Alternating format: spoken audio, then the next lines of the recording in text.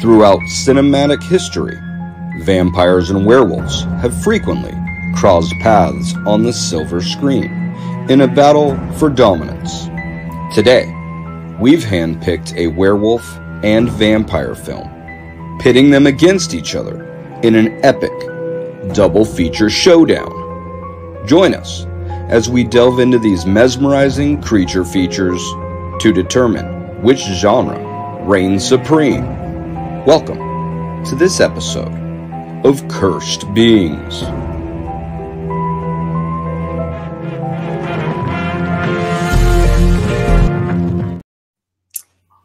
Hey, what's up, everybody? Welcome back to Voices from the Mausoleum.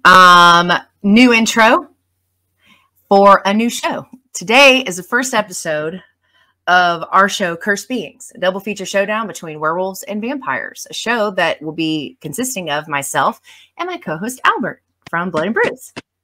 Very excited, very excited. Yes, you nailed the intro. Albert made the intro in case the voice didn't give it away. Thank you. I appreciate that. That's very kind of you. Yes. Yeah, it was fun putting it together. I think this should be really cool. Yeah. So I think, essentially that's going to be, I don't know what else I could really say as far as what it's going to be, but we're going to talk about two films and then we're going to pin them against each other based on their ratings for our scoreboard that we have.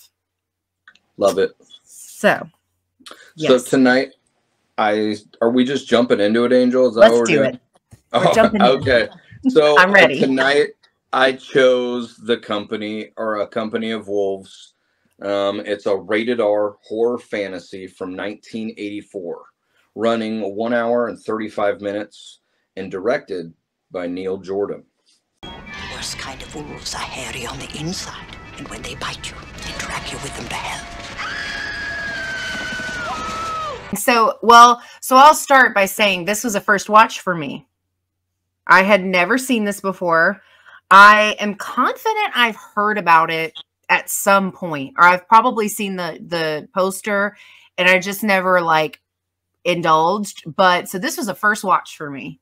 And the poster's really cool. That's one of the things that as a kid seeing that poster kind of creeped me out. Like seeing that guy with his mouth and the wolf coming out of the Anyway. Yeah. And sometimes you never know, if you're going backwards in time to watch an old movie, especially something like this, you never really know how it's going to hit as a first watch in 2024. But I mean, I actually really, really liked this. I am very surprised it had not come up for me before, but I really, really liked it. It's good that it's categorized the way that it is because it reminded me of it was like werewolves with Alice in Wonderland. It's kind of like what it reminded me. No, that was my first thoughts too when it went into the dreamlike sequences. It felt very it was fairy tale hopping for me. And it was going from an Alice in Wonderland, of course, to the Little Red Riding Hood. Red Riding Hood. And I don't know, those big dolls, her dolls had come to life and were attacking her, and then the oversized mushrooms that were kind of from Alice in Wonderland, right? All that fairy tale stuff. So yeah, I really liked that because first of all, I like anything that's dark fairy tale, but to combine it with wolves, I thought was really unique because at least off the top of my head, I can't think of anything else that's done it quite like this. So I was when it got to the dream parts, because it starts out and you're kind of where is this going to go based on the couple of things I had seen about it before I watched it. And then the dream things start happening. And then it's kind of oh, okay, I see what we're doing here. And it gets into a groove with itself, but it was just and the other thing that kind of reminded me of Alice in Wonderland was the constant change of scenery. There was a constant change into all these, because it's storytelling. So she's going from story to story to story. And it just reminded me of Alice in Wonderland, or Alice meeting the different characters in Wonderland. The similarities to me were just uncanny. I couldn't stop thinking about how much and obviously, like you said, it gets eventually where it's just Red Riding Hood, but it takes a little while to get to that part. But I really like the concept of this werewolf fantasy. I don't know. I thought that was really cool. And for anyone watching, we are kind of doing spoilers out here. So Yeah. I'm only saying that because she's asleep like the whole Whole entire movie. film, right? So up Yeah. until like the very last 30 seconds, I think.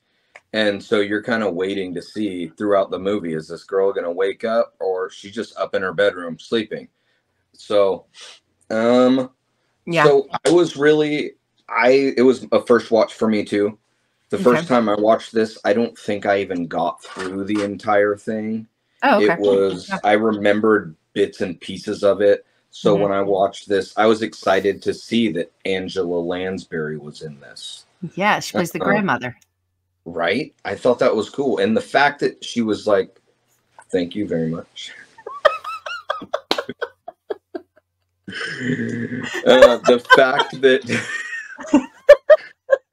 The fact that she was telling the story, you know, and then Yeah. Sarah Peterson played the daughter. You have David Warner in it.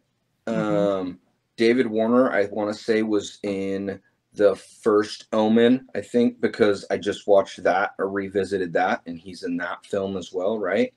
Who was he? Was he the town? Who did he play? Was he the in Company of Wolves? He was, I want to say he was the town guy that was kind of like, wasn't he helping them like hunt stuff or something? The one that like abandoned her when he thought they were being attacked? Yeah, that's the chivalrous guy. Her dad was so mad at him. Right? Yeah. Oh, okay. He was in, and he was in the original Omen? I think so, yes, because I just watched that and I was like, oh my God, they're the same dudes in it. And then Michael Burgess was the creepy huntsman with the crazy looking, and to me, that was one of the creepiest parts of the movie, was that guy's character in the film.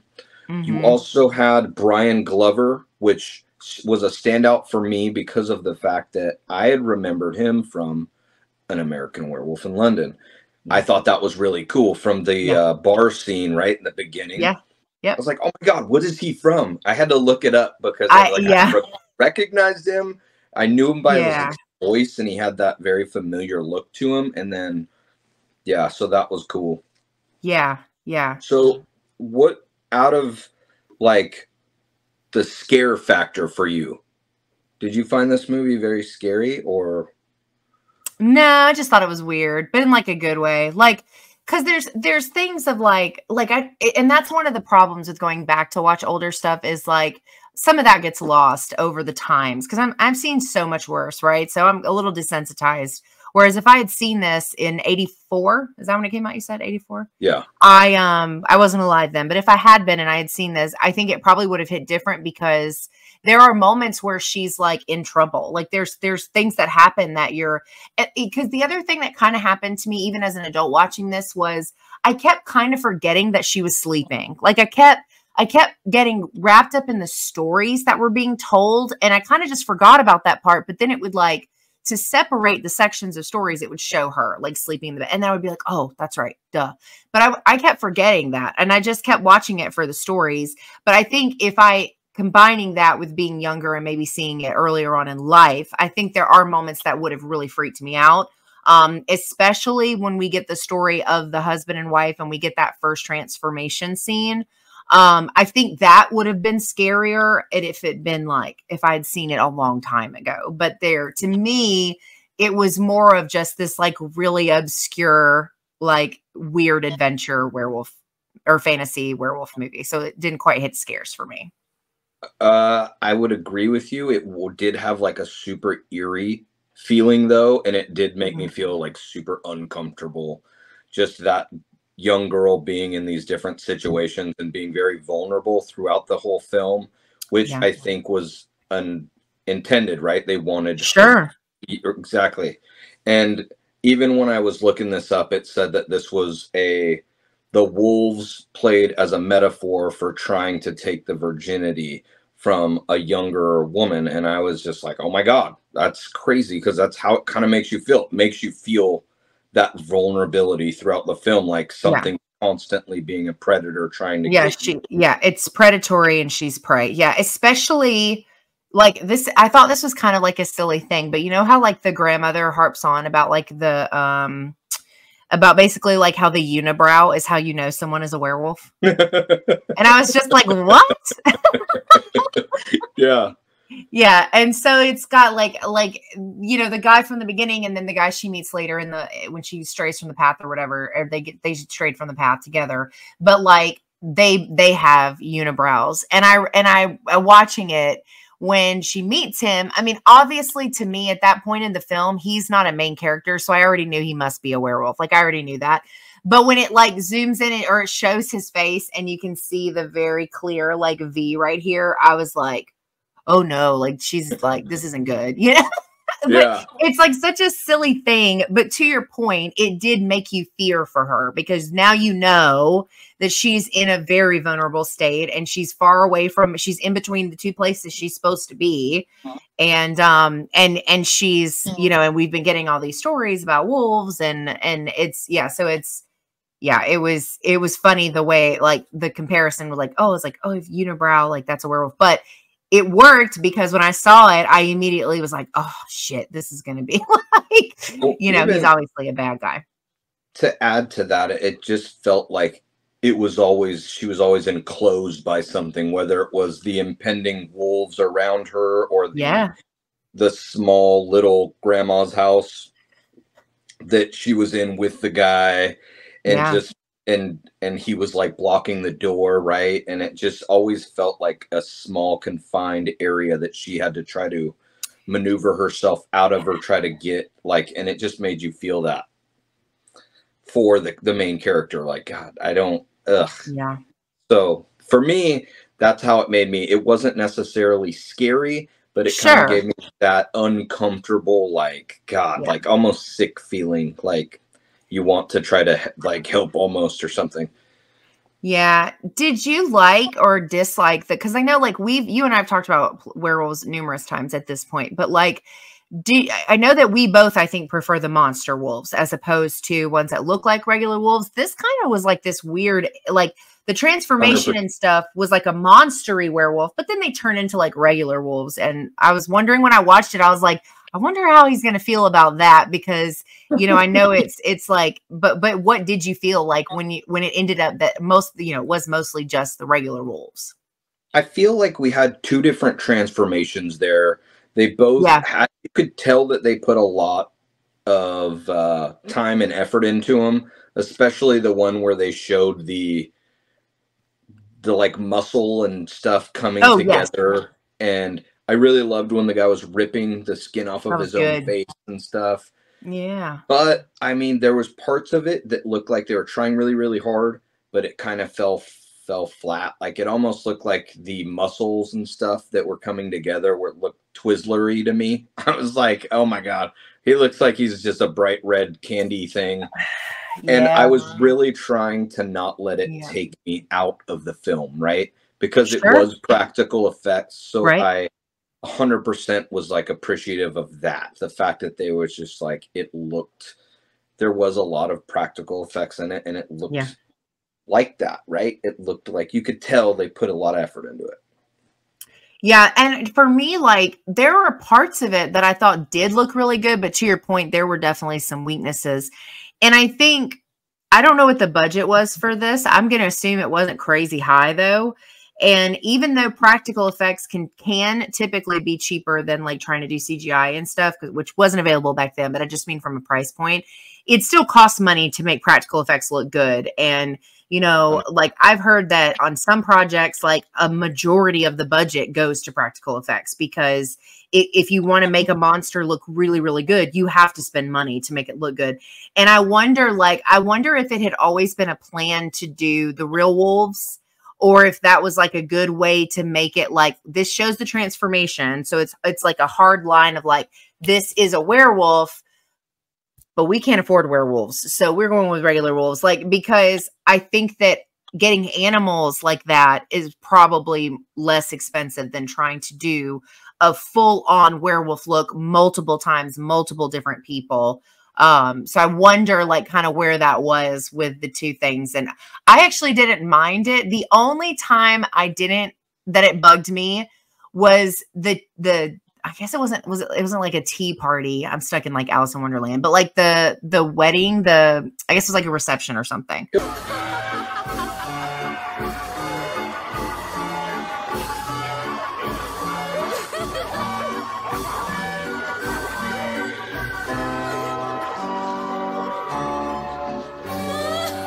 It was kind of like a tea party where they're inside that tent. And it kind of was, right? Okay. Like, and yeah, and it was frustrating to me because we watched it through a broken mirror the whole time. I'm like, no, show me, right? Like we're visualized. Anyways, go on. But so like in that scene in particular, like where you get to see the wolves in like the clothing of the people that were like cursed in that time when she comes through and she does whatever she does. And it's like that would have been, first of all, I thought that scene was really funny. I don't know if it was supposed to be funny, but I did laugh a lot. I was like, these wolves look so silly in these like, clothing. Cause you know, it's like fancy, like to do clothes, right? Like, so they like got frills and the big hats, and it was just so funny to me. But I actually think that would have been better if they had been monster wolves instead of the regular ones, because the regular ones just like shook it off and then that was like the end of it. Whereas it would have been really funny to have monster wolves just like standing there. It's like, you know, so that was really the only time that I was like really disappointed that it was more the real looking wolves as opposed like the real animal as opposed to like monster wolves. But otherwise, it worked for me because I think wolves, especially in high numbers in the middle of the woods, are very scary. Like, I mean, you don't know how they're going to react to you or what they're going to do. And so, well, to add to that and to the budget thing that you were talking about, I do have a fun fact having to do with the wolves. Due to the budgetary constraints and fears about safety, most of the wolves in this are actually Belgian shepherd dogs whose fur has been dyed. For some of the close-up shots of Rosaline interacting with the wolf towards the end of this movie, a real wolf was used. So that just, I mean, I could tell that they look like different types of dogs. I couldn't tell. I didn't notice. Oh, really? I wasn't. Okay. I guess I wasn't really looking. Maybe those scenes happened, but they weren't like my priority focus. I was like ready to see. Gotcha. So maybe that's why. But I think they did a pretty good job then, because like even if I think I did notice towards like when we get to the very end when the wolves come like crashing through the house and stuff. Then I could tell I had a suspicion they weren't real wolves then, but some of those shots when they were like outside and they're kind of at like a distance a little bit, like on the rocks and stuff, I thought they looked pretty real. Like I wouldn't have just immediately guessed dogs. Yeah. So, pretty good. So, on like if we were scoring this based off of like gore and bloodiness and whether you would show a 10 to 15-year-old movie this film, what would you say? Yeah. Would you recommend this for a younger audience or no? So my almost 6-year-old watches shark movies, like 47 Meters and 47 Uncaged. Those are his favorites, and they have way more gore in them than this does, I feel like. But I think realistically, I'm surprised that it's rated R, but maybe it's from the time frame. Was there language in it? There wasn't language. It's probably rated R for maybe content, and then it could have just been the content, because I mean you're dealing with a younger. So maybe it's and then like older people coming at her in a way that's almost in a sexual manner. It kind of felt like very. Like you were saying, predatory, right? Yeah. And so that's what kind of made me feel like maybe that got that type of score because of that, the age situation. Yeah. Because I don't feel, I mean, I know the other thing is 80s movies were completely different than like modern, as far as like how they pick the ratings or whatever. But yeah, I mean, I think gore wise, I think this is somewhere like maybe in the middle, because I don't think that the gore is over the top, and there's only a couple of scenes that have it. It's mostly story. I wasn't gonna pull this out, but I think that I would go. I think I would go dry or bloodthirsty on this. Just Yeah, making I sure you agree. can see it. It's just because there wasn't a lot. I think there was It very wasn't. little amount, maybe around the guy's mouth or something. But what were your opinions of the practical effects in the film? Because I kind of feel like I spewed off mine a little bit, but what was your? Yeah. It's hard because I've already seen werewolf movies prior to this that do it better, obviously. Yes. Um, You keep touching on the facts. So are you okay with me going into the facts right now? I feel that way we don't double touch down on the same No, thing. that's fine. I'm not doing it. Okay. I don't know the facts, by the way, everyone. He just has these. I don't even know what they are. So that's funny. one of my other movie facts about this film is this movie was released during an early to mid 80s cycle of werewolf films, and the other ones being A Wolfen from 1981, The Howling 1981, An American Werewolf in London 1981, Full Moon High 1981. That's one I have not seen. Teen Wolf 1985, Silver Bullet 1985, Yep. Howling 2, Teen Wolf 2, and Howling 3 all came out around the mid 80s. So this film had a lot to fight against, right? As a werewolf movie, trying to fight against all these other ones, because those, sorry, the beard came up. Those movies have been like at the top of my list forever. So those are some really like tough contenders right there. That's all I'm saying. Yeah, no, I think, it's hard because I think the benefit to looking at it now is that I'm not only looking at it as, well, but there's all these other things that just came out. It's a little easier to, like, I think, separate yourself from that because it's been a long time since then. But sure. No, I think that there were parts of it I thought that still looked really good given the time. So there's certain parts of the transformation. This might seem like a silly thing to say, but I actually like, so the contacts are a very, very, very basic practical effect to be used. Very basic. But there are older movies that have used contacts that when you look at them now, they're not convincing at all. And they look really ridiculous because now we have like hyper realistic contacts. Like you can black out your whole eye. Like there's just so much more you can do. And I thought that even though that was such a small piece of it, I was surprised at how realistic it still looked, given that this was made so long ago. There's the beginning parts of the wolf part coming out. I thought the tearing of the skin looked really good. But I'm pretty much on the same level that, like, what you had mentioned about how when it started getting to some of those other body shots, like the muscly stuff, and it was almost cartoony, I think, in some aspects.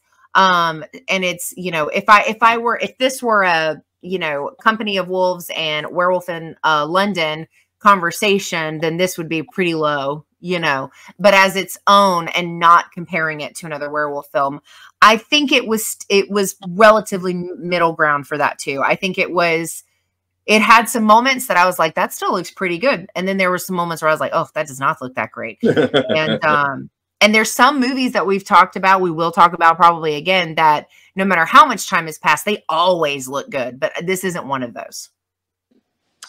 Completely agree. As far as the acting, did it keep you invested? Did you believe in these characters? Did it make you care about them? Yeah, I think acting wise, the only person I didn't believe was the sister, but thankfully she wasn't in it for very long. Right? They killed her off quick. Again, spoilers, but yeah, she got knocked off right off the beginning. And I was just like, wow, that was quick. Yeah, and I just like when she's like knocking on the door and she's like keeps saying stuff, like I'm just like, you can tell they're not really siblings. Like, cause that's just not how it wasn't realistic at all. And it was almost like how like when people are arguing in movies, how the pacing will feel off.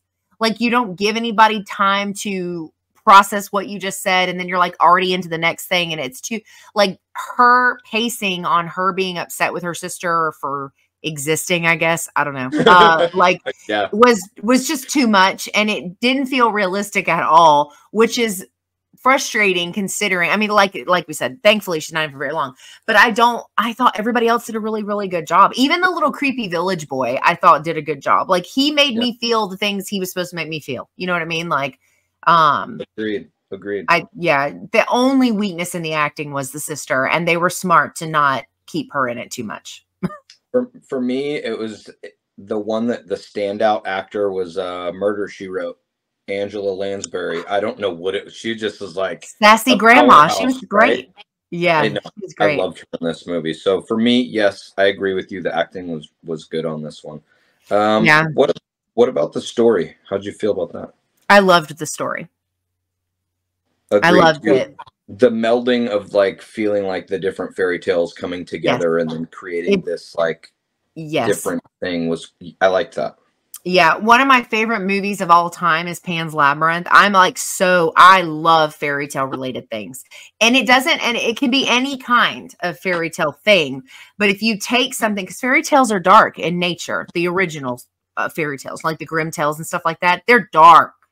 Yeah. And the stories that parents used to tell their children for bedtime were not the little pout fish stories that I read my son. Like they're very different. And so, but these, like, anytime they take something and they make it fairy tale-esque, I will automatically give it higher rating than overall than things that aren't, because it's just something that checks a box for me. And so I really loved the story. Again, it was very Alice in Wonderland. You know, this girl who, and it's interesting because like I can see the wolf metaphor. I get that. But it also felt like an invasion of growing up. And I love films that feel that way. Like when they're addressing these themes of like, because one of the things they all talk about in the film, talk about her almost like she's not there, but she's there every time. But they talk about like her being married off. They talk about how pretty she is. They talk about how it's just her now. And, you know, she needs to do this and this and this. And she just wants to sleep. Like, you know, she's just like, I don't care about being in this world. I just want to live in my own world, basically. And the dream's telling the other side of it where it's a little more physical as far as like what's encroaching. But I loved that. I thought the story was really, really well developed. I think the themes are obvious without like beating you over the head with them, which I like too. So yeah, I love the story. What did you think? Did you like it? I really liked that it kept me interested, but how it was a story with, I mean, again, she's sleeping the whole time, and yet someone's telling a story. So you're already in a dream sequence. Right. Now you're in someone's story in that dream sequence. So it's like multiple stories in. So the imagination can be whatever you want. You can swim through this thing and it can be as ridiculous as you want because she's dreaming. She's dreaming all of this. Yep. And not only that, on top of that, she's telling stories. Her grandmother's telling her stories, and she's living through these stories, right? So it's all this. Yeah. And how do you put that into a film? So I think that doing that, they did a really good job. Yes. I agree. And I also feel, and I guess we could talk about like see if you interpreted the ending the same way. Because like I kind of interpreted it as like all of those things of like that you're trying to avoid and get away from, and then they just like it all just like comes like because that was like I sat with that for like a day because I just watched this a few days ago. But I sat with it. Whether that really happened or yes, that's kind of what left me like wondering. Yes. What? Huh? So is she dreaming that part, or is that real? Is that part real? Did a wolf really jump through her window at the end? They're all in the house and like at the door. And I didn't know, because the thing is like, there's never a definitive, like, we never see her like die or anything like that happen. Exactly. So I wasn't sure if it was, or did she like summon it to come to her? Like her thoughts brought the wolf. That would add to the fantasy element a lot. Do you know what I mean? So that's why I like, there were a lot of different ways to perceive that in my mind. I was just like, oh, I don't know. I'm not sure because I actually really don't I really like ambiguous endings. Like I'm not one of those people that has to have like a little bow. I'm good without that. But Yeah. to me, it was like, okay, so because I was thinking, I was like, okay, so the wolves come in and this time it's present day, it's her room. We know it's her room because we see the doll fall and all that whole thing. It's like you can't, it's like the two things colliding together. So it's like all the things that you feared that you manifested into making wolves essentially in your dreams. It's all the things you are unsure about, the things that you feel are things to be scared of or worried about or whatever. And then they find you in your safe space where you're vulnerable and you're alone and you're, you know, and so it just felt like it was like this really sad ending of like a realization of like, you can't escape how awful it is to grow up, you know, or like, it was like, but I didn't know if that was intentional. I didn't know if I was like miswatching it or I wasn't sure. I'm on the same page as you. I was like, I kind of kept thinking about that after the fact. Like, what was that? Like, what was that about? And I even tried to like look up and find an answer for that. And I didn't find one. Maybe I didn't, you know. Huh. Yeah. Yeah. I wanted to know. I was like, okay. But I was happy with it. I was happy with the ending. Before we decide to talk on the next film and all, I did have one more fact that I thought was kind of interesting. And it's because of the fact that the wolves cannot truly be tamed, although they may appear tame, they can still turn nasty. So snipers were required to be on set during the filming in case the wolves did attack anyone. The producer, Stephen Woodley, had said that to the sniper, shoot the wolf first, then shoot me because my life won't be worth living if the wolf goes for the young kid, referring to Sarah Patterson. And I thought that was kind of a creepy, like, okay, so you're filming a movie and you have them on the outside just reminding you of, I am not safe. This is dangerous. Like, yeah. So that was kind of a trip to me. I don't know. Hopefully no wolves were harmed. I mean, I don't want people to be harmed either, but if I have to pick, I would rather. They pulled the wolf out of its natural habitat to be right. So like, I get it. I completely understand. I just thought, wow, that's insane. That's crazy though. Oof. Yeah. That's one of those times when CGI is better. All right. Yeah. So the vampire film that we were talking about today is the 1992 Bram Stoker's Dracula. Which is I don't know, like when we were talking about these, I was like thinking of vampire movies that I felt like really could sort of go with this one. And I feel like this has a lot of fantasy-esque things going on with it. Some ways in one way and some ways in the way that this other movie did. But I think like it was, I felt like it would be a pretty good one to talk about with this. So it's considered a horror romance. Occurred the frightening and shocking history of Prince Dracula and the woman he loved. I have crossed oceans of time to find you. Heavy romance, like heavy. There's a lot of romance in this movie.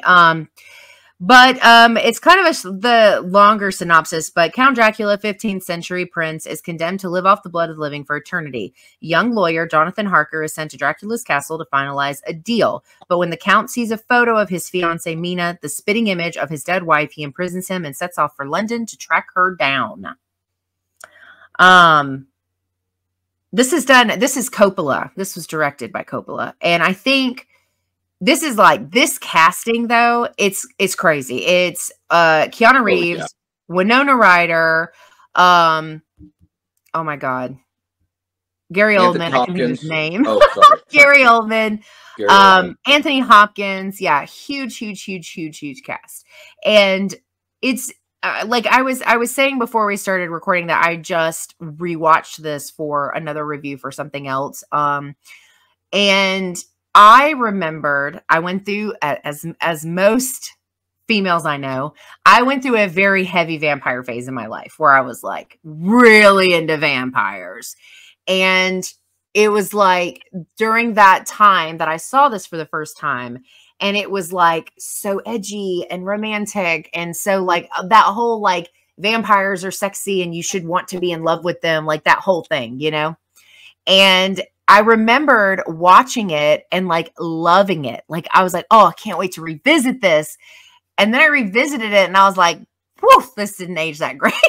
It's got some things that are really, really good, I think, which I'm sure we'll discuss. But it was just one of those things where I was like, there really is a lot of romancing, like a lot. And I just didn't remember that because, you know, being so much younger, my mind on that was completely different. But yeah, like otherwise this has a lot of really, really good stuff as a creature feature. I just, yeah, the romance stuff was a lot for me this time around. A lot. Yeah. What are your thoughts on this one? Your general. I didn't want to jump in there because this was your pick. So no, I want to hear. I love this film. When it comes to vampire type films, this is one of my favorites. The romanticized side of it does get a little bit rough because of the fact that you want to see Dracula as more of a monster, as more of this creature, as more of this thing. And now he's, you know, in love with this woman. She's trying to get married to another guy and then ends up, you know. So I can see where that would shift a little bit. But again, the the look of the different, the Gary Oldman just went through so many different stages of creature or vampire in this film that it just made it like, I love that. Like I just I don't feel like another vampire movie has touched that in that respect. Nope. Ever or right? So it's mentioned like because he literally transforms into everything that's covered in the Dracula novel. Everything. And usually, you know, they pick and choose some things. You know, our Bela Lugosi stuff was mostly the I almost said the vampire, the bat is what I was trying to say, the bat. And but there's nods to the dog and there's the wolf, whatever. And there's like it's supposed to be a dog, I think, but it's either way. But it's they touch on these things or they'll bring up in conversation. He can be this, he can be that, but they don't show it. And this is like every single thing that is listed that he can change into, and we get to see all of it. I mean, even the rats. I have a list. I have a list if you need it. It's rat of what he changes into. All of his forms. Yeah, so it's the bat, the rats, the wolf, the mist. What am I missing? The mist, the green mist was very interesting to me. And that's the only reason the CGI kind of felt a little bit off to me. It was because of that CGI weird looking mist stuff. But they should have used a smoke machine. Right? Something more practical. Yes. He also turned into that weird looking bat creature. You mentioned the bat creature, right? Not just a regular bat. You're right. Yeah. Yeah. So yeah.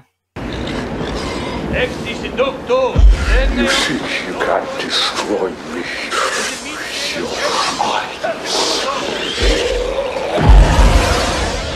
That was one of the most memorable freaking scenes of this film was just like that. Yeah, that was wild. Just how big and menacing he was when he's looking over like the room of other people trying to, you know, save Mina, and he's standing over them like that was just crazy. I love that. No, I do too. And I like very monstrous takes on things in general. So not just so obviously like not just with werewolves, but with that too. And so I loved it. And the thing is like I felt like even on a rewatch, you never get used to those moments. Like, even they're all different because they're different. He changes in different things. But it's like, it's almost like you get kind of wrapped up in the story for a little bit, and then it's like, boom, insane creature moment. And then it's like, you get wrapped up in the story, and it's like, boom, another creature moment. And it just is like these alarms in your system. It's a lot. It's a lot, but it was good. And I really love Gary Oldman as an actor. I don't know anything about him as a person, but I love him as an actor. And I think he plays roles as a villain iconically. Like, he's so good at convincing you. Cause like, again, like we talked about, it's very romanticized, but 17, 16-year-old Angel fell for that. Almost 36-year-old Angel was like, girl, if you don't get away from that toxic ass man, it was like such a different change for me mentally, because I'm like, like, I was like, stop it right now. And so that didn't work on me now, but it did back then. And it's very much a very weird pull of like he's trying so hard to convince us he loves her. He just wants to be with her. They belong together, but you're ruining her life. You're controlling her. You're manipulating her. And but anyway, it's so funny. Cause like, I'm watching this going, you've got to be joking right now, girl. If you don't snap out of it. Yeah. But yeah, I think that the creature stuff in this is its biggest strength. Like, I mean, I think if you took out some of the romantic crap and it was mostly that, I would be like just absolutely obsessed with this movie. But I get it loses stuff with me with the other stuff, because I'm just like, oh, can I fast forward? I watched the whole thing, but I wanted to fast forward it because I don't care about that stuff. I just want to see the monsters. No, I agree with that. Well, you touched on it a little bit with the acting of Gary Oldman. So do you want to go into how we felt about the acting of this film? Yeah, sure. Well, you let me go first when we were doing Werewolf, so you go first. What did you think of the acting? So for me, I felt like Gary Oldman and Anthony Hopkins. I mean,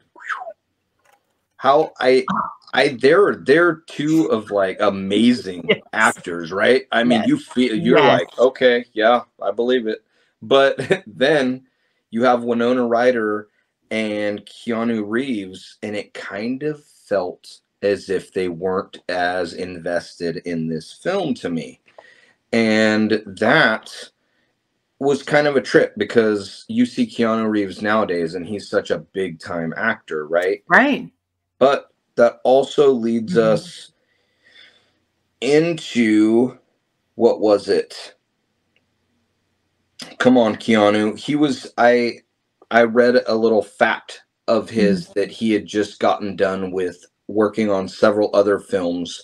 So he was really burnt out, and him revisiting this film, he felt like he just had nothing left when it came to putting the acting into this film. And that's why you kind of feel it, especially when he says Budapest. But, well, and you know, in the novel, Jonathan is a main character. He's a footnote in the movie. He's not in it that often. He's got the one big scene with the brides, and then that's like it. It's just a couple little flecks here and there. He's really not. I mean, and it's weird to see, because so when I went to revisit this, I actually forgot that Anthony Hopkins was in it. I forgot. It skipped my mind. But his character is actually my favorite character in the whole film. I think he's a riot in this. I love his take on Van Helsing. Like, I think he just did such a great job.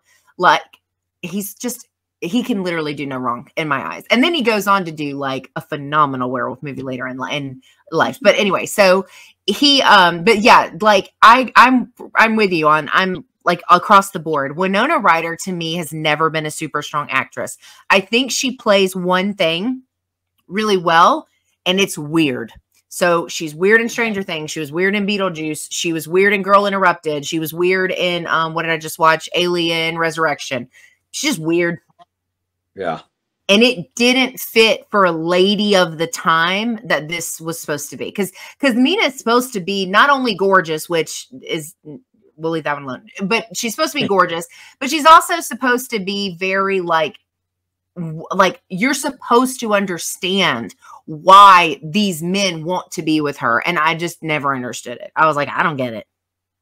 her and Keanu Reeves characters in this film have always been the thing that has kind of taken me out of the whole fantasy letting go when watching a film thing with this. So I completely agree. I feel like the other two, Gary Oldman and Anthony Hopkins, really carried this film throughout the entire thing. It just felt like it was their show. Yeah. I also really liked the girl that played Lucy.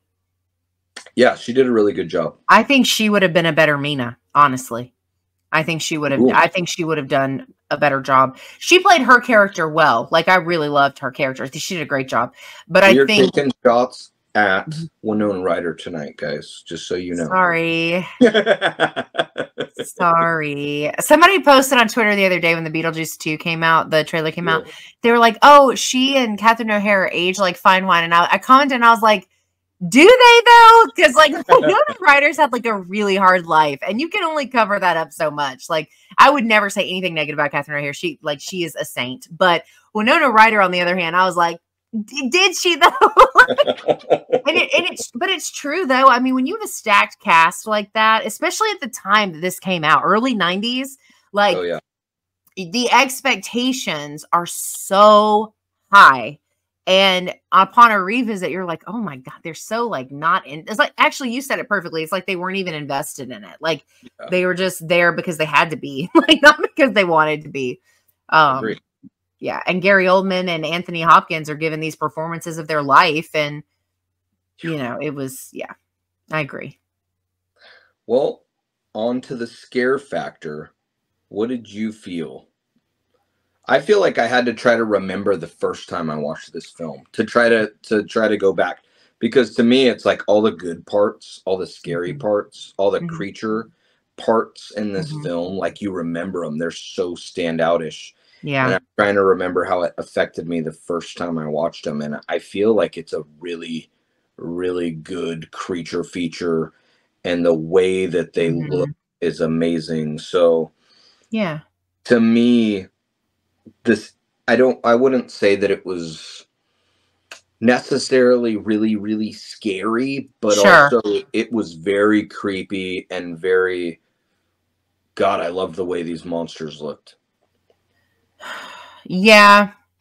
I think it goes into a different bucket for me though. I don't think it goes into scary or it being scary or having scares. I honestly, genuinely, when I try to remember what I thought of this the first time I saw it, I can only remember the love story stuff. I just can't even, because I think I don't know how old I was the first time I watched it, but I was young. And I don't remember being scared of it. I think, like I said, it kind of fed into the whole, like, vampires are romantic and sexy. And but now, I mean, yeah, I think if they had taken a lot of that romance stuff out, I think it could have been a really, really unsettling film. And there are parts of it where it is unsettling. I mean, kind of touch similar themes to Company of Wolves, because, you know, there's that scene where they go into the, was it like a theater, a museum or something like that, where they go in and it's Mina and Dracula, and they go in, and it's like that scene is very similar, in my opinion, to when our main character in Company of Wolves gets stuck with that guy. It's like that same kind of energy of like, you're a little worried about her safety, because Mina's a little bit older, but just as vulnerable. I mean, Dracula is a monster too. And so you're just like, oh, like, what's he going to do? Cause like he like really pushes the limits of, does he love her so much that he's going to like kill her? What is he going to do? Cause like there's moments where you feel like he might do that versus he had the opportunity to bite her right there in that one scene. And then he stopped himself because he felt himself that he was that conflicting thing that you're saying, where it was like almost the love back and forth for his ex, whatever lover, right? Stopped him, I guess. So no, I hear what you're saying. She was what's the word? Entranced. She was in La La Land when that was happening. So like, yeah, he had the opportunity and he didn't. But it's very similar as far as like my moments of discomfort with this And the things that felt scary to me were just him being a dangerous person pretending to love someone. Because I think that's what that was. Like, there's a, like, this is like, I'm like, people who, younger people, and not just women, anybody, younger whatevers that watch this, like, please do not let this be like a guideline to dating. Like, because there's just so many things wrong with that element of like, I love her. No, man, like, you are treating her like she is something that you possess. And it's freaking me out a little bit. Yeah. Because of the way he was. And it was like, you never felt like she was just safe. Like, you were never like, oh, you know, she's going to be fine. Like, you always worried like something bad was going to happen to her. True. Yeah. Or she was being manipulated by his mind control. It wasn't till the end where you're wondering if like she snaps out of it because of the fact that his hypnosis is worn off because he's now no longer, right? So I agree. Like, is she under his spell the entire film when he starts speaking into her mind? Yeah. And then sometimes it felt like when I think we were supposed to kind of get the impression that she was like sober minded. I don't know what else to call it. Where she was like trying to decide, like, maybe that was a better life. Like, you could tell she was totally fine to be Mina and to be married to Jonathan Harker and like to have that life. But then all of a sudden it was like, you could see the shift, and it's like, how much of it was him and how much of it was actually things that she was realizing she wanted now that the opportunity had presented itself, kind of. Yeah. Yeah. Okay. On to, would you recommend this for a younger audience? There's certain scenes in this that I would like, I don't know if I'd feel comfortable. I didn't even want to watch some of those scenes. I think I know which one we're talking about. We don't have to touch on that now. But I think I know exactly what you're talking about. And yeah, it was kind of like, whoa. No. And it kind of comes out of nowhere. You're like, why did that even... There's too much. Who thought that up? Like, we're just going to throw this right in the middle. And it just kind of like, it kind of threw me off. But at the same time, it's one of those scenes that's so memorable about this film that makes it such a... Yeah. So we're not recommending this for children, guys, is what we're basically saying. Yeah. As far maybe if there's like a TV edited version. True. That would be fine because it would cut out all the stuff. That's actually the version I probably would want to watch because it cut out all the stuff I don't want to see and should, in theory, keep most of the stuff. Maybe not some of the gore, but otherwise. Yeah. Agreed.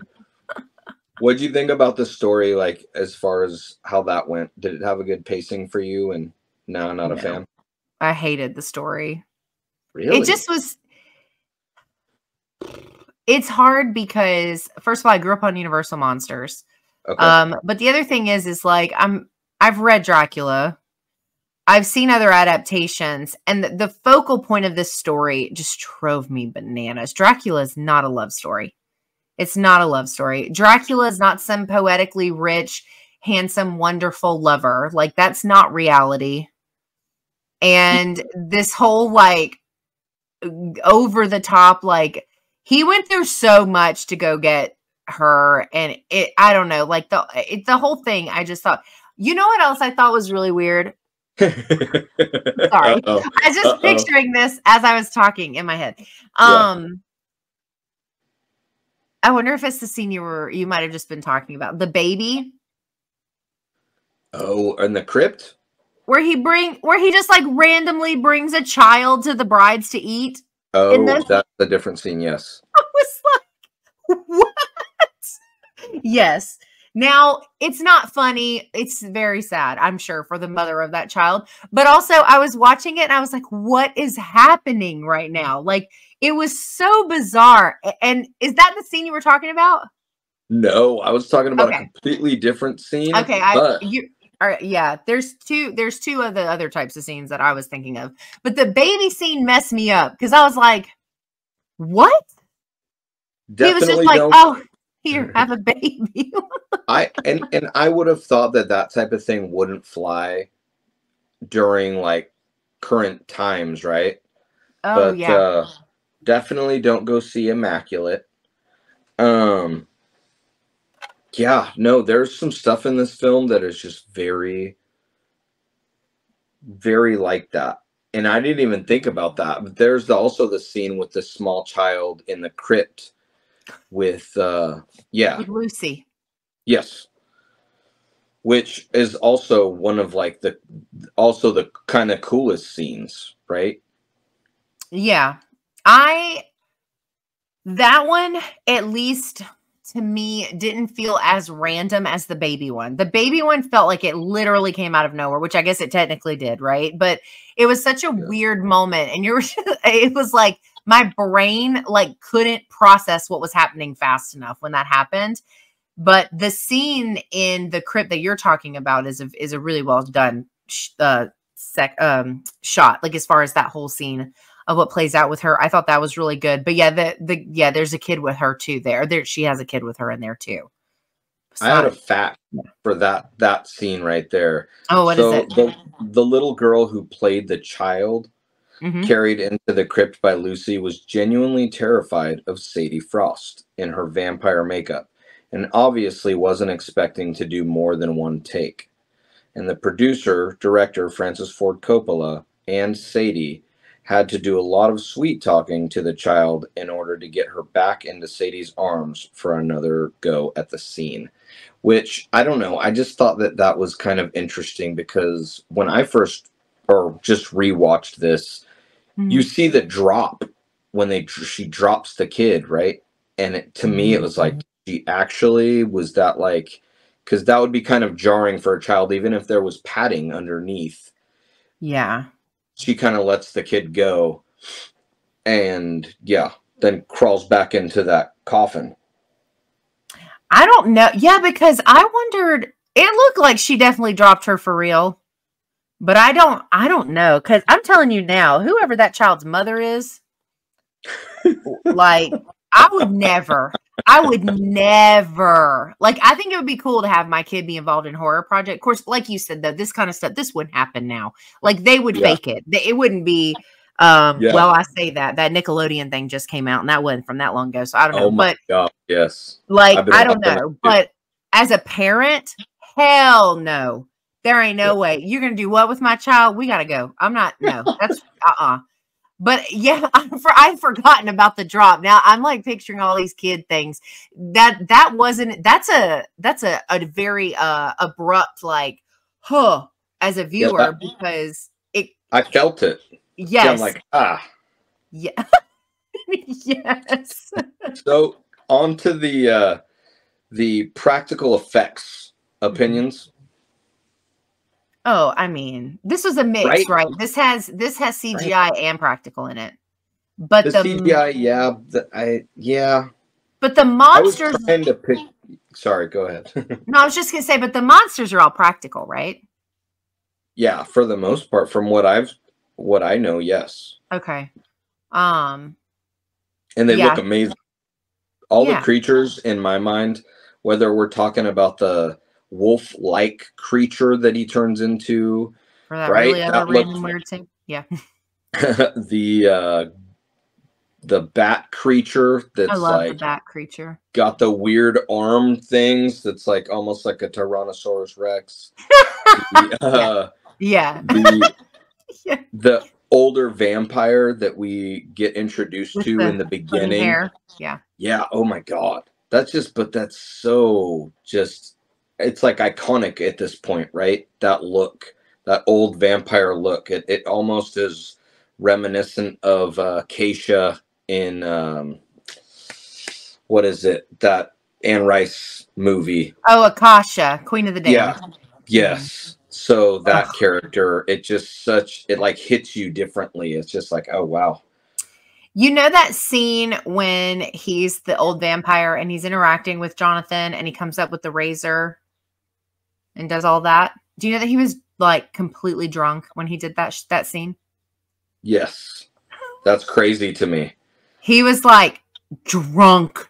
Like, Well, and he was like giggling during that scene too, right? And he was laughing, and then it, like, And then when you find that out, you're like, oh shit, okay, well that makes a little bit more sense. Like, he was really like laughing, like, oh my god, I'm actually doing this in a movie. Yeah, and then he like, when they wrapped the scene, he was like, I'm going to take a nap, and he just like left to go to sleep. Like, it's just like, well, it makes you wonder how long he spent in the makeup chair just to get to that scene, right? so How many, probably. right? So many hours. I couldn't even imagine. But yeah, as far as the practical effects go,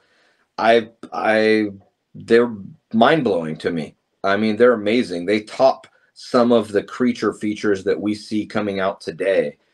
These creatures, like, just make those look dumb. So Yeah, yes, no. practical effects, awesome. Moving on to the score. What did you feel about the score of the film?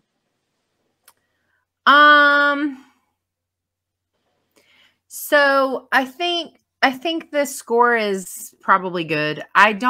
It's not, some movies I walk away and it's like, I can't stop thinking about the music. This was not one of them for me. I think it did what it was supposed to do, you know, as far as like invoking feelings or intrigue or whatever, but I don't feel that the score is like super, super memorable. I thought it was, you know, fine. Like it worked for the film, but it wasn't anything that I just would be like gushing over. Some movies, yes, this is not one of them. For me, it set the tone, and if I hear that anywhere, like just the beginning parts of it, I'm like, oh shit, Dracula. You know what that is. Yeah. So for me, it was like its own character in the film. And it kind of hit me as like, oh wow, like that's its own thing. Like it's just, ooh, it invokes these feelings. Yes, just like you said. Yeah. All right. Well, we already covered acting. We already covered the creature design, which we all thought was amazing, right? Is there anything else that we need to? I do have a couple little fun facts. Yeah. What are they? Prince Vlad's scream after he drives his sword into the cross is not the voice of Gary Oldman. Lux Interior, lead singer of punk band The Cramps, recorded the scream, and it was dubbed in. So crazy. What? I thought that was kind of interesting, right? That is interesting. I wouldn't have thought, you know what I mean? That's crazy. The producer and director, Francis Ford Coppola, says on the DVD audio commentary that during the shaving scene, which you were talking about earlier, the walls of the set gradually move inward to create a subliminal growing sense of claustrophobia. Which I thought was kind of cool and a kind of like an interesting way to make you feel that. Yeah. That's the kind of stuff they have to do when they do stage performances, you know, because you have to create things with what you have in the space. And that's a super intense scene. You wait constantly for something really crazy to happen. And I'm sure that plays into it. That moment, that like, where you're just like, okay, like he's really close to him. There's like a razor involved. Like you're just waiting on something bad to happen. Yeah. So you said you read the book. I feel like this kind of followed along the guidelines of like vampire rules as far as vampires can shapeshift. The crosses seem to like affect them, right? Holy things. There's no reflection when he was standing there watching Mina in the reflection of the window in the market. The soil. Yeah, the stake through the heart was a thing that they used multiple times in the film, cutting off the heads of the vampires. The power of persuasion, as we touched on a little bit earlier, like how Mina was under this kind of spell throughout the film. But the one thing that kind of threw me was the fact that he was able to go out in the sunlight without being affected. Now, is that something that was in the book, or was it different? I think it's addressed in the book as like so he usually sleeps during the day. Okay. In the coffin. That's where that comes from. And then he rises from the coffin at night, right?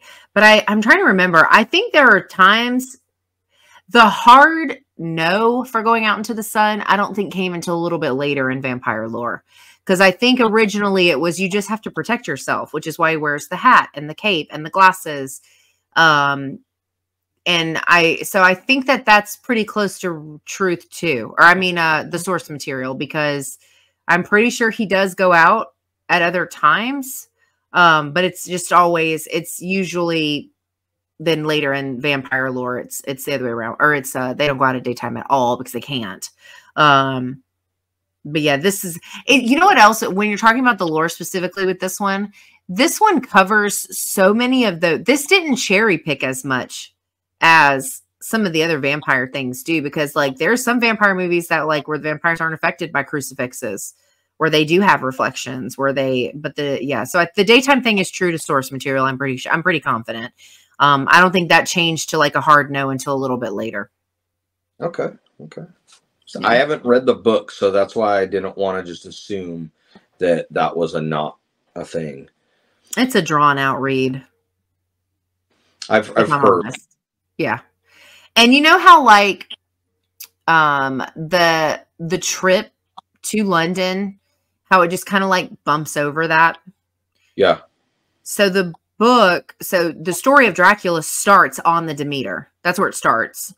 And it's a bigger part of the initial setup for the storyline. And it's so funny because it's only commented on in so many adaptations of Dracula, where you don't get to see, it doesn't talk a lot about like, the voyage to get from one place to another. But I mean, obviously we have like that whole movie now that's like just that. But in general, like it's usually looked over, and they did that too. They were just kind of like, oh yeah, he voyaged, he's there, bada bing, bada boom. Like, there wasn't a lot of like building with it, but that's where the story starts initially in the book for Dracula, is the voyage over to London.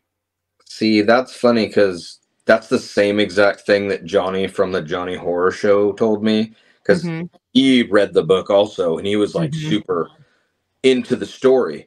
And I was just like, because I've only seen the movie, right? I can only go based off of that. So it really made me want to read the book just based off of him telling me, well, damn, this in the book, he actually kills everybody on the fucking ship. Nobody survives. It's dark. It's not like a lovey-dovey situation. He's a fucking monster. So it's not ambiguous at all. You get an immediate understanding, or a taste, I guess, of what Dracula is really about. And I think starting the story that way, as opposed to My Lost Love or whatever, I think when you tell the story and you start at the Demeter and you get to see all of that stuff, or you're reading about it, I guess, it really sets the tone for the way Dracula makes you feel the rest of the story. Whereas this starts out in such a frou-frou way that you're just like, I'm not really scared of him. Like, is he not a super great? I was going to say, does he suck? But I was that was an unintentional pun. Is he a horrible thing? Is he a monster? Yes. But was he scary? No. Because it starts out with, that part really bugged me, but he's 100% right. It really does change the entire tone of the story when you start it that way versus whatever this was. Agreed. I mean, I would assume, because I didn't feel like it was as much of just a straight up monster movie. Like like it sounds like the book is trying to portray it was like, that's a monster. Whereas this is more like a guy trying to seek revenge for the loss of the love of his life, right? So it's two different things, like, I think, and I know there are so many people who are going to hate me for saying this, like, so bad, but I think honestly, if you're trying to get a personality comparison for Dracula, I think the closest thing to the book that I've seen in cinema is the Dracula from Van Helsing. Oh, okay. Because you know how he's like I won't spend too long on this because I know that's not what we're talking about, but you know how he like loses a bride and he's like, I'll just get another one. Like that's very Dracula. He didn't give a shit. Like, you know, and so it's like when there is no like, oh, you know, I'm so bummed and I'm heartbroken and oh my God, poor me. I can't bite her because I like it's such it's not a gray area. He's a monster. And he doesn't care about anything except himself and his agenda and whatever he's up to. That's all. And if you don't fit into what he needs, you don't have a purpose and you're adios. Like that's just how it is. So personality wise, to get a better like comparison of what he's like in the book, I would say think of him as he is in Van Helsing with Hugh Jackman and I forget the other guy's name, but like that's a lot more like Dracula just like doesn't care. Like he's not, yeah. So I like, you know, there are plenty of monster movies that go in the direction of like, oh, the humanity piece. And it's like, yeah, but that didn't exist in this book. Like he wasn't meant to be somebody that you were like, poor him, you know? Yeah. Yeah. So my thoughts on them together is they're really close together. Whereas when you talk about it, it's very clear that Dracula's won you over. Oh yeah. So, but I think, you know, if I'm looking at my thoughts on these based on what this show is about, which is the creatures, I think even if you just step outside of everything else that we've talked about and you look at just that, then I think we probably have to give the win to Dracula. Too bad. So sad.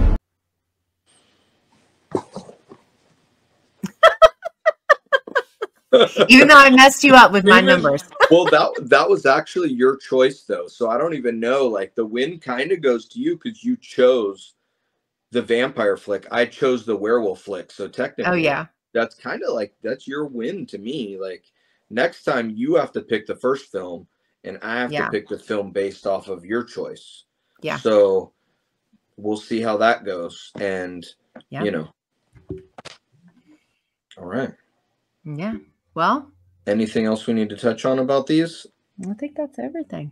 I really liked A Company of Wolves though, and I'm glad that I watched it because I don't know that I would have otherwise, you know. I feel the same way. I feel like it gave me a reason to watch it and kind of study it and kind of put myself into it when I might not have even touched it. It might have just sat on the shelf next to the other werewolf flicks in my collection forever. So I'm glad that it gave me an excuse to put it in there. A lot of people hold this in high regard. So that's one of the reasons why I decided that we should throw that in there. Yeah, I think these were really good ones to start with. These were strong as far as, you know, film choices. Okay, cool. Well, I think that's going to wrap up this episode. Our first episode, Cursed Bee. Oh, yeah. Awesome. Yay. To find more Albert, there's going to be all of his social stuff in and YouTube stuff in the description for this episode. So you can go subscribe and go like and follow and do all of those things so that you can see his content as well. And yeah, I think that's going to wrap up our first episode. We'll be back again. I think we're going to do bi-weekly. Is that what we decided?